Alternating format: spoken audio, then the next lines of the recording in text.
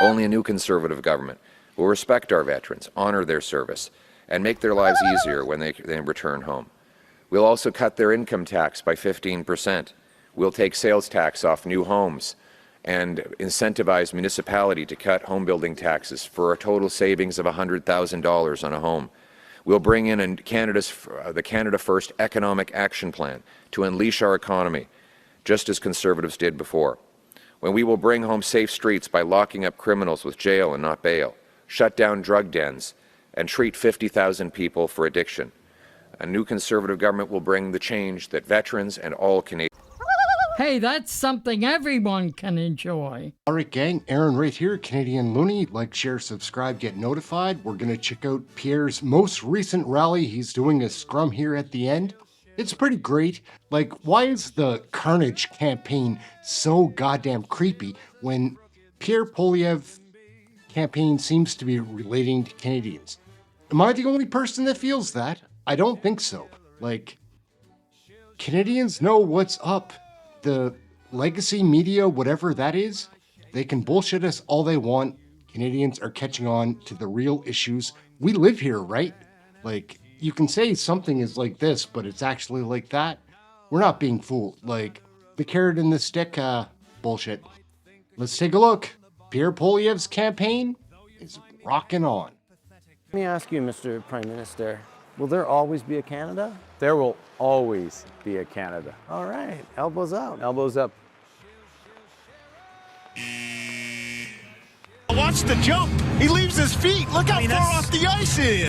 How many kids did you molest with Jeffrey Epstein? Wiggle and squirm as you might, it is really hard to put lipstick on a pig. We'll bring back the Canadian promise so that everyone from everywhere who works hard can have a great life, a safe and affordable home on a nice street under our proud flag in honor of our great veterans. Canada first, veterans first. Let's bring it home. Thank you. We will now go to questions, and we're going to start with a question from the teleconference line. English, please. Well, what are we campaigning on? And the answer is change. After the lost Liberal decade of rising costs and crime, people lining up at food banks, unable to afford homes, we can't afford a fourth Liberal term. And make no mistake, this Liberal Party is the same Liberal Party of the last decade, the same Liberal MPs, same Liberal ministers, same Liberal strategists, making the same Liberal promises that got us into this mess in the first place. And as for Mark Carney, he was Justin Trudeau's economic advisor. He would not have done anything different. He was wrong on every single economic issue of our time. He was wrong to support the carbon tax, wrong to oppose pipelines, wrong to support money printing inflation. And he would do exactly the same thing if he and his Liberal team were re-elected. That's why he's in hiding today. He doesn't want to answer for the lost Liberal decade. He doesn't want to, he wants Canadians to forget that housing costs have doubled, that young people, for the first time in history, can't afford a place to live in Canada. Canadians know we need a change, and we won't get a change with a fourth Liberal term in power. We need a new change with a new government that will axe taxes, unleash home building and resource development to bring home our jobs and put Canada first for a change. Thank you. We'll now take a question from the floor. Morning, Sarah Ritchie with the Canadian Press. I want to ask you about Canada's medical assistance in dying laws. Will the Conservative government make any changes to the laws that exist in this country right now? And are you open to expanding them to include advanced directives? Thank you for your question. People will continue to have the right to make that choice, the choice for themselves. We are not proposing to expand medical assistance in dying beyond the existing parameters. That said, we believe that we also need better health care so that people have all sorts of options. For example, we've announced that we're going to be bringing in a blue seal that will allow us to license the 20,000 immigrant doctors and 32,000 immigrant nurses who are already qualified but not able to practice. by having a blue seal that is based on the red seal we have for the licensed trades, we believe we can accelerate many of those qualified doctors to take a test, prove they're qualified up to our standards, and then get licensed to work in our hospitals, reducing the incredible wait times that we see right across our country. After the lost Liberal decade, there's something like 6 million Canadians who do not have a family doctor. Lineups at our hospitals are worse than ever, and we think that it's reasonable to expect that you should have a family doctor in an advanced country. And we have so many qualified doctors are not able to practice. The low-hanging fruit is to give them a path to licensure, and that's what we will do with the blue seal. Thank you. S'il vous plaît. Hey, that's something everyone can enjoy. Good morning. It's Brian Pasifin with the Toronto Sun. I wanted to ask about Israel, and more specifically the hatred that Canadian Jews have faced since the October 7th attacks. Last week, Mr. Carney's comments on Israel sparked an angry response from Israeli Prime Minister Benjamin Netanyahu. And the new video posted online this morning was a Liberal cabinet minister invoking the Israeli genocide myth while campaigning in a mosque. My question is the same one I'm hearing from Jewish voters I've spoken to. With the NDP and the Liberals making their stances known, how will the Conservative government deal with Canada's Israel policy, and what will you do to stop the near-weekly hate marches on Canadian streets? Thank you. This is a very important question. The rampaging chaos that we see in our streets, the targeting of synagogues and Jewish schools with hate, vandalism, violence, fire bombings of synagogues, these things were unheard of 10 years ago. We've always had debates and disagreements about foreign issues in Canada, but those disagreements did not spill into violence on our streets. People left the violence abroad. That's why they come to this country, is to live in peace and in freedom, so that disagreements can play themselves out in debate, not in fire bombings and physical violence.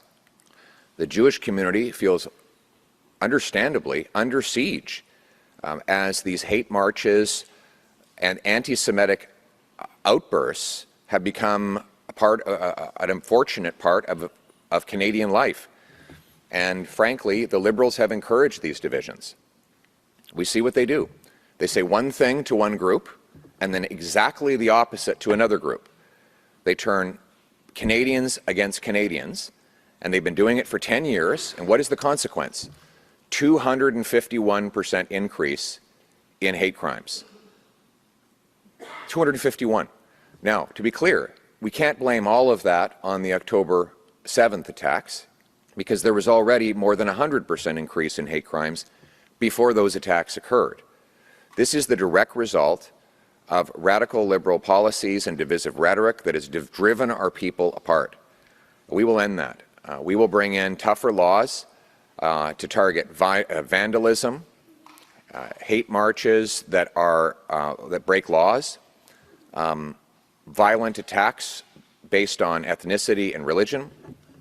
Anyone who's here on a visitor visa who carries out law breaking will be deported from this country, and there will be very serious jail time, and on top of that, fines for anyone who carries out anti-Semitic vandalism or property damage. We need to unite our people. We need to get back to the country we used to have with regards to bringing people together. Used to be that people would come from around the world. They live in peace. They might have different political opinions. They might even squabble about those opinions. But they didn't throw rocks at each other. They didn't firebomb each other's businesses. They didn't break glass. That wasn't how it was in Canada. We need to heal those wounds and bring our people together again so that everyone from every background feels safe. My closing message on this to Canada's Jewish community is you are not alone. You have friends. Canadians stand with you. You have the right to wear your Star of David, your kippah, and to have your mezuzah on your door. You should feel proud to be Jewish, and you should never have to hide your Jewishness in order to stay safe. And as your Prime Minister, I will fight for your safety, your security, and your acceptance every single day. Merci beaucoup. Hey, that's something everyone can enjoy. What I hear from veterans is they want services for themselves and their families. They want direct services, not more bureaucracy. I have not encountered a single veteran that says that he needs more bureaucracy. What they're saying is actually they need less bureaucracy so that they can actually get their benefits and get on with their lives. What they need is to have immediate benefits day one of their departure. They need to have their disability claims paid out if they are not treated within 16 weeks. They need their skills recognized so that they can get higher paying jobs. And when they get those jobs, they need to keep their paychecks rather than having them all clawed back. Those are the frontline benefits that veterans are interested in. Liberals are interested in more bureaucracy. That's all they ever do. Their solution to every problem is we need more bureaucracy. They want more they say on housing, they're going to build more bureaucracy instead of building more homes. They say on, the price of food, what we need is a new government bureaucracy for that, rather than lowering the tax burden on the farmers and truckers who actually bring us our food. So our focus is on delivering frontline benefits and services without delay to our veterans. They're the ones who are owed this service, and we will deliver that to them. We'll bring a bright new future and a change to put veterans first. Thank you. This concludes today's press conference. Thank you very much. Hey, that's something everyone can enjoy. Yeah, gang, Aaron right here, Canadian Looney, like, share, subscribe. Pierre Poilievre's campaign is going great. Like, despite whatever these lying polls are saying, it looks like Canadians are catching on. A lot of people are going to turn out April 28th. Let's take a look at this piece that Pierre's people made. It's about Veterans Affairs and how they've been abused by the Liberal government. Let's check this one out. For too long, the Carney-Trudeau Liberals have promised to stand by our veterans, and they let them down. Liberals promised to bring back lifelong pensions for injured veterans. They broke that promise. Liberals promised veterans would never have to fight their own government in court just to get their benefits. They broke that promise. They promised to make it easier for veterans to access services. They broke that promise too. Under the Liberals, the number of veterans waiting for disability benefits has exploded. Case managers were cut. Veterans were left stranded. And when they asked for help, Trudeau said, they're asking for more than we are able to give right now. More than we can give, while he handed millions of dollars to a convicted terrorist. Our heroes deserve better. A Pierre Poilievre-led Conservative government will deliver better. So let me share with you part of our Canada First plan for Canada's veterans. First, we'll ensure veterans' benefits are in place before they leave the military. No more waiting. Second, we'll prioritize veterans for jobs in the public service, doubling the hiring target at Veterans Affairs and fast-tracking the renewal of security clearances for veterans who already have them. Third, we'll incorporate spouses of veterans and Canadian Forces members into the Veterans Hiring Act. Fourth, we'll give preference to veteran-owned businesses in federal contracts. Fifth, we'll help veterans transition from helmets to hard hats. Upon release, veterans would be provided with documentation they need to have their skills recognized by civilian employers. By creating a Red Seal system, veterans would bypass regulatory gatekeepers and be able to put their skills to work in the civilian world. We will also work to ensure veterans get post-secondary course credit for skills and knowledge they gained while serving in the forces. For example, a young veteran going back to business school should get credit for courses on leadership if they already have a background in leadership positions in the forces. Finally, we will work to review and remove clawbacks of military pensions for veterans who get jobs. They shouldn't be punished for working. Their new income should be on top of their pension, not in place of it. Veterans shouldn't have to fight their own government for the benefits they've earned, but under Trudeau and the Liberals, they've faced endless delays and denials, waiting months or even years for disability claims. To fix what the Liberals broke, a Conservative government will 1. Automatically approve disability applications if they aren't processed within 16 weeks. 2. Give veterans full control over their medical records. 3. Let military doctors assess injuries using one standardized system, no more bureaucratic roadblocks. 4. Ensure PTSD service dogs are available to veterans who need them with a national standard of support. And 5.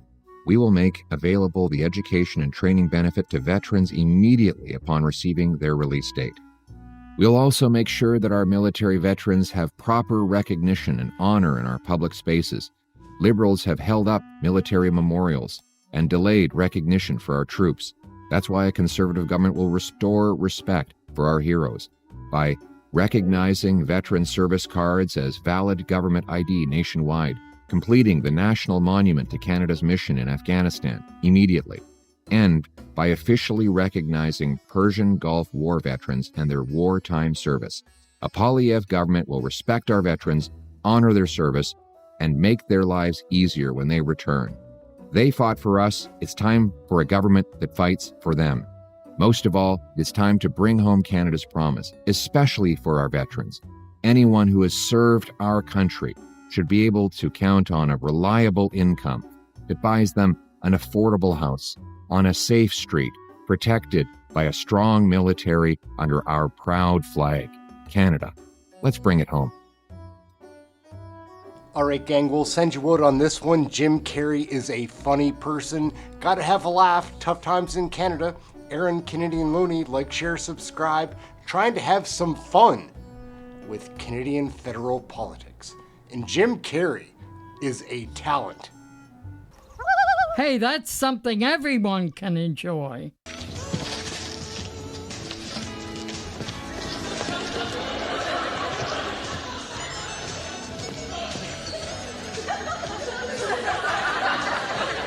Hey, Evelyn Woods.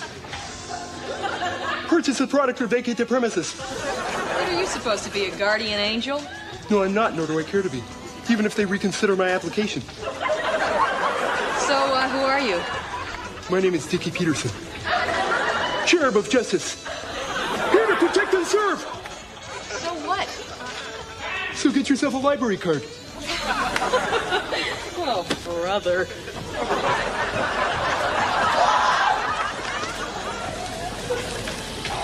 Situation resolved.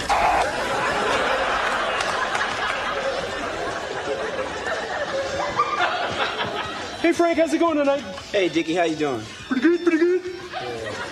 Sorry I'm late, though. You don't really have to be on time, Dickie. You don't really work here. Yeah, well, that's no excuse. I better put myself on report. Excuse me. Dickie, I got a customer here, all right? Come on. Okay, Frank, I better check into home base. Woodchuck the gray squirrel, woodchuck the gray squirrel. Come in, gray squirrel. Dickie? Is that you, Dickie? What? The code name is Woodchuck. You're supposed to use the code name. I don't care what the code name is. It's 4 o'clock in the morning. And if you don't get your butt home right now... Maintain radio silence.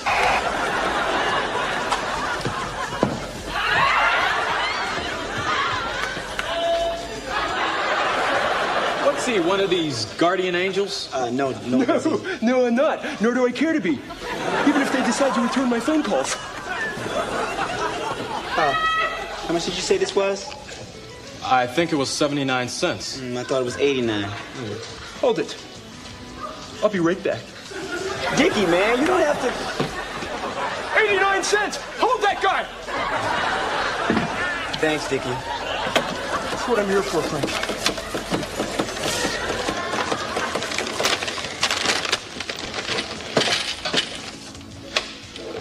You got away with your little scam this time.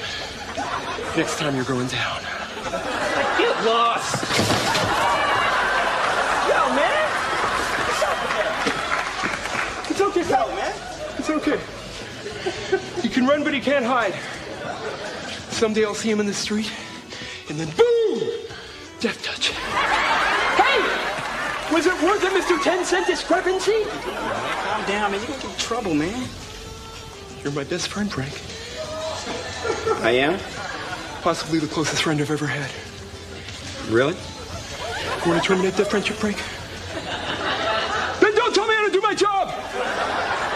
The duties of this trademark yellow beret must always come first.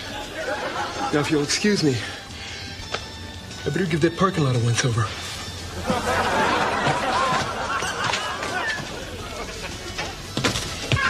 Frank!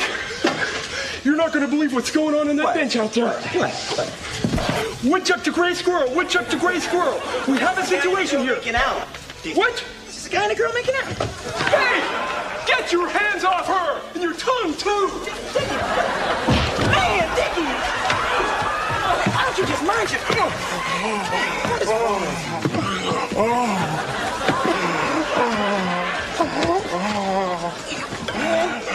You all right, man? Crazy chick! I had him down on the ground and she just started kicking me. That's appreciation for you. Man, it's pretty bad, Dickie. Why don't you just go head on home, okay? You mean back to the base? Yeah, back to home base. Why don't you get a gray squirrel to put something on it? Yeah? Okay, Frank.